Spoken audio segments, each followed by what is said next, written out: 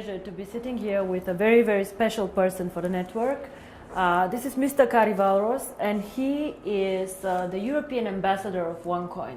So he is somebody who drives actually the network in Europe, be it the Scandinavian countries, Germany, UK, but also Russia and Kazakhstan, which are very important markets for us actually.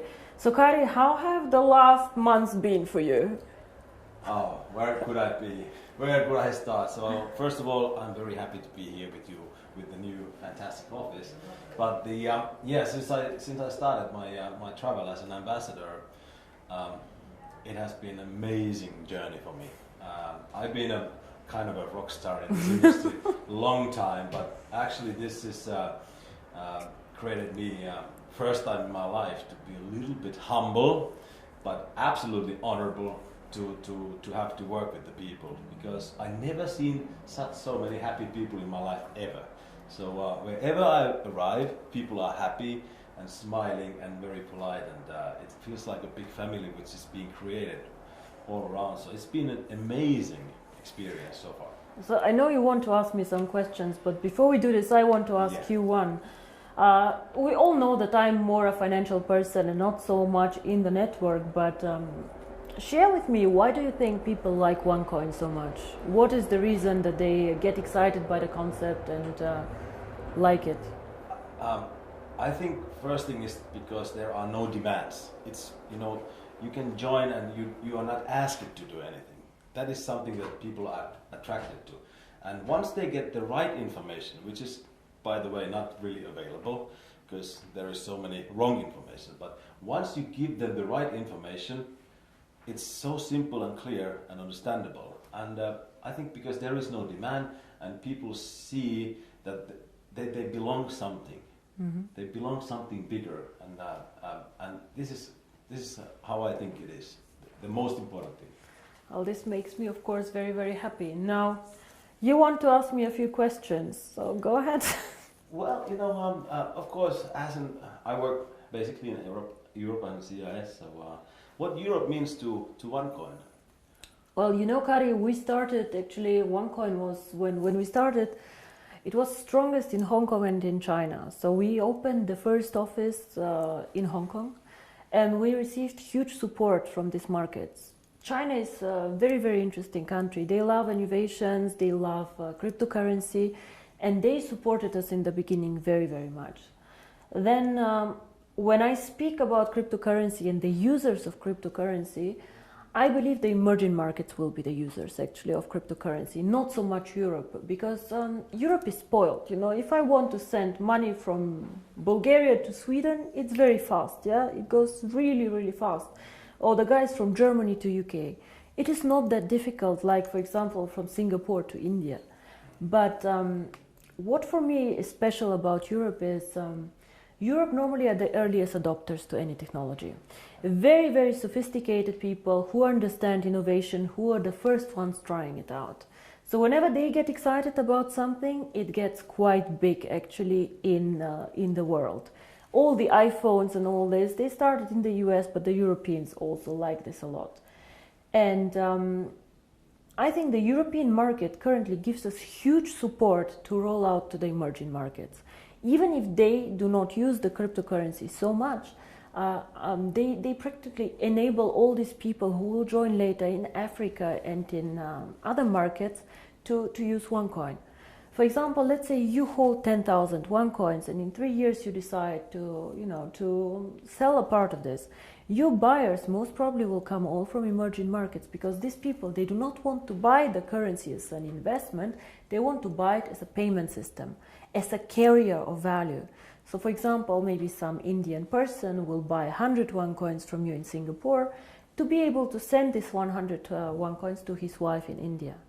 And this is why I think Europe is extremely important. You cannot build a global currency, fast, borderless payments without Europe. We are one of the most developed markets out there, and I have huge support here. A lot of the leaders come from Europe, and I think this is one of the most important markets that we have actually. All right, well, I'm working in an area that is pretty much known as a wealthy area. Europeans are a wealthy country, and also Russia, Kazakhstan, Ukraine, it's really wealthy countries. And they asked me the questions. Well, I know how I answer, but what is it? Because they are limiting the coin sales. So what is your answer to that? That why we are limiting the coin sales so drastically? I see. How they think that, you know, so your question somebody wants to sell more coins. So your question is, some of us mine coins and they go to the internal exchange, and some of us sell coins and buy coins. So as OneCoin, as I say, is 1 year old, first of all, it's not like Bitcoin, it is not a liquid market yet. So it means that there might be a day where we have huge demand for coin sales or huge demand for coin buying. And this is why we as a company always say buying and selling the coin should never be a reason why you join. The coin actually needs to be used. So we need to have some time, and I say always it's 3 to 5 years until we really manage to have a usability and a liquid market where you can do unlimited sales and buying actually on the market. Until then, Kari, if you do not have limits, for example, what can happen is that one person with a huge sales order or huge buy order can distort the price a lot. And this is what happens to Bitcoin often. I don't know if you see all this going up, down in a very, very big amount. And this is called volatility, and we do not want to have a very big volatility for our coin. People do not understand how it can be that Bitcoin today is worth $500 and tomorrow only $400 within a day. This is very disturbing, and if you are a merchant who takes Bitcoins, you don't want to have this, because you want to be sure that if you take a Bitcoin today, it will not be valued 20% or 30% less tomorrow. Of course, you're very happy if it's valued 30% more, but it goes both sides. Absolutely, yeah. So cryptocurrency is one of the riskiest assets actually out there. High volatility, low liquidity on the markets. So for us to achieve a high liquidity, we need to work first on the value creation of the coin, on the liquidity, and it will take time. So all these people, why we have created this exchange? We have created it so people can learn to trade it, but it's not a self, the idea is not just that we go buy and sell the coin there, but we wait for the usability of the coin. This coin is very, very young. We have so much way to go, but we have created miracles already. So I'm looking very, very positive into the future. But remember, the internal exchange is demand and supply. So you have to find somebody who wants to sell coins to buy, and the other way around.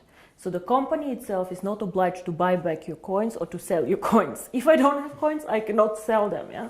And as a company, we do not buy back the coins. So it's always you selling your coins to somebody else or somebody else buying from you. Don't forget also a bit the time differences. When China sleeps, you're awake, and so on. So sometimes, as I said, the market is not liquid and not efficient yet. And then the other question is, which relate to that, is that how is the value created? Now, there are two questions I think inside here. First is what is the value of cryptocurrency, and the second is how do we determine today if one coin is valued €1, €2, or €5? Yes. So.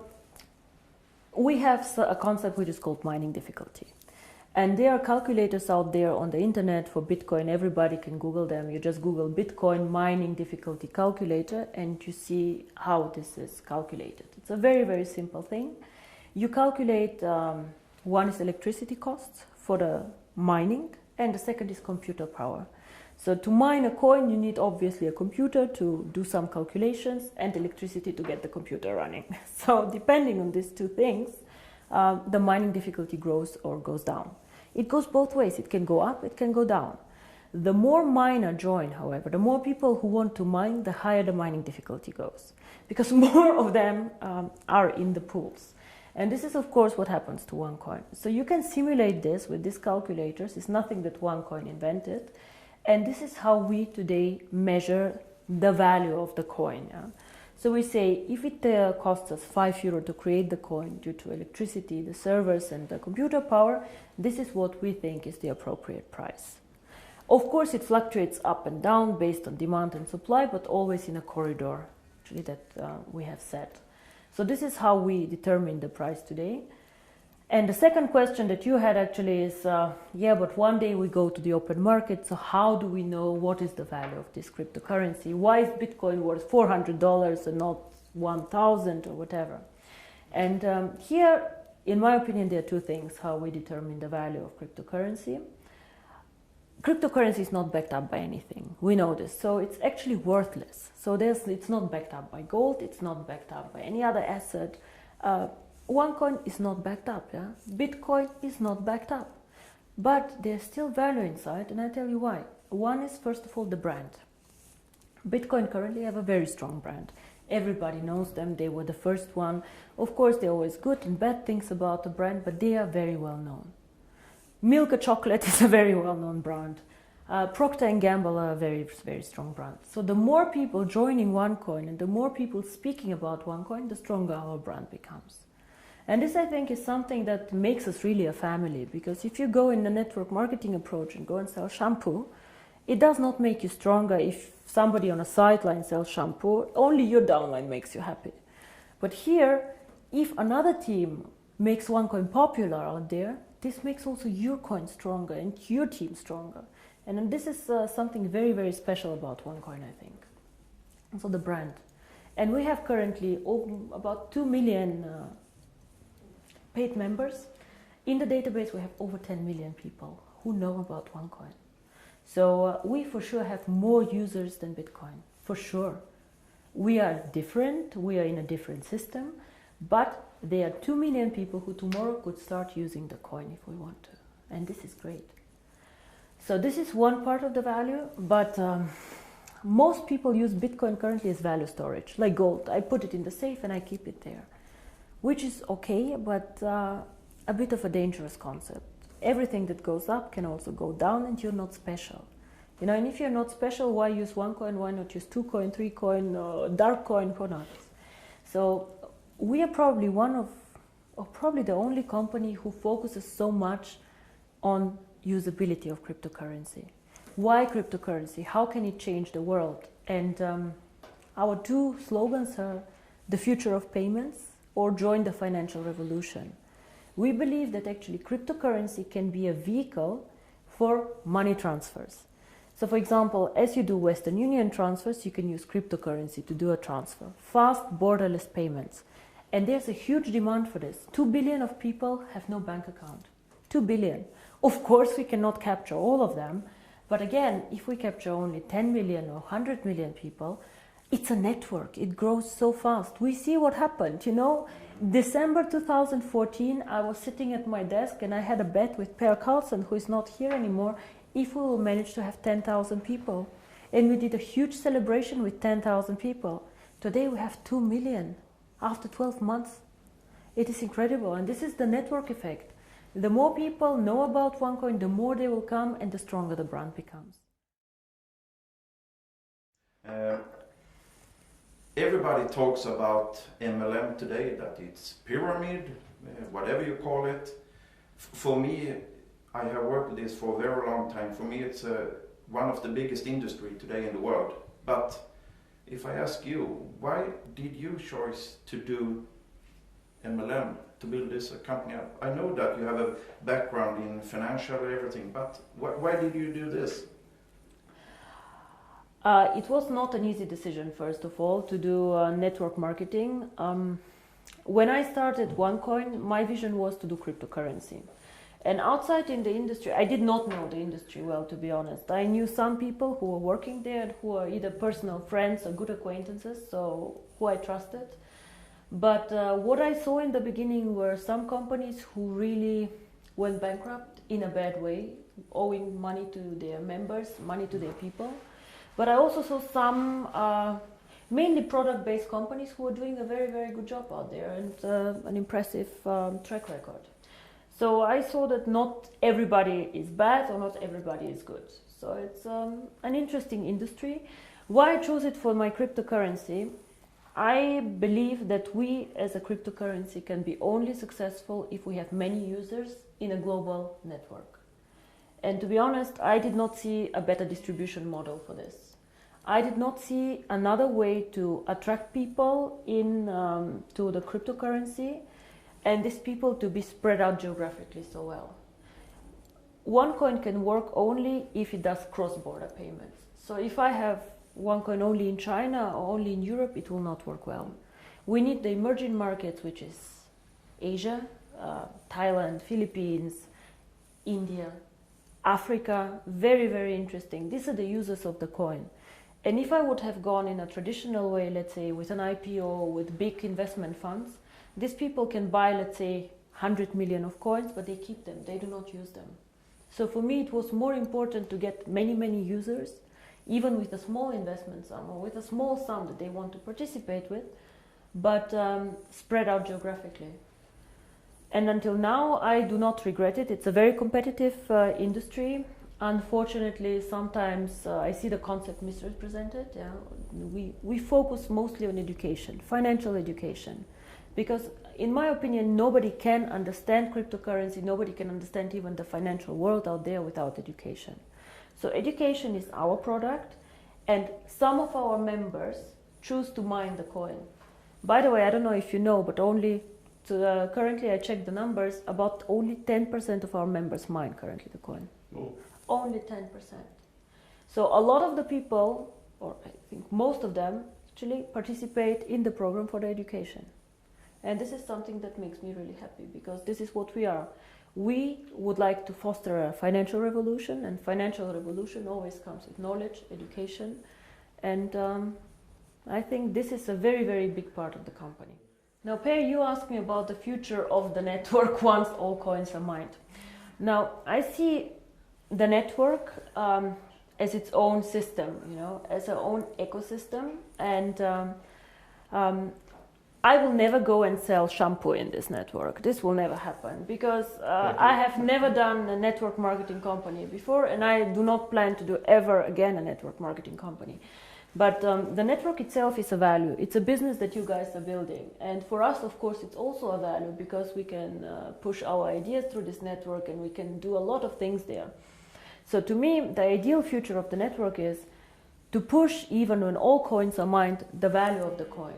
Be it to attract merchants for the coin, be it to create products who are connected to the value of the coin.